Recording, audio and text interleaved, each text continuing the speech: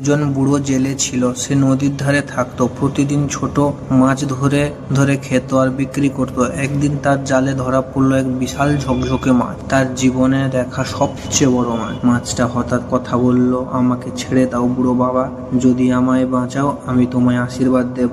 জেলে একটু ভেবে নিল। সে ছিল গরিব আর ক্ষুধার্ত, কিন্তু তার মনে ছিল খুব দয়ালু। সে বড় মাছটিকে আবার নদীতে ছেড়ে দিল। পরের দিন সকালে উঠে সে দেখলো তার ছেঁড়া জাল জোড়া লেগে গেছে, নৌকা ঠিক হয়ে গেছে আর নদীতে ভরা মাছ। তারপর থেকে সে আর কোনোদিনও অভাব পড়েনি।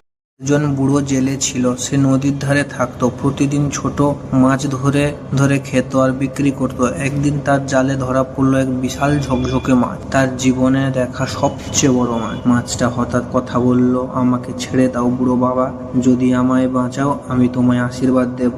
জেলে একটু ভেবে নিল। সে ছিল গরিব আর ক্ষুধার্ত, কিন্তু তার মনে ছিল খুব দয়ালু। সে বড় মাছটিকে আবার নদীতে ছেড়ে দিল। পরের দিন সকালে উঠে সে দেখলো তার ছেঁড়া জাল জোড়া লেগে গেছে, নৌকা ঠিক হয়ে গেছে আর নদীতে ভরা মাছ। তারপর থেকে সে আর কোনোদিনও অভাব পড়েনি।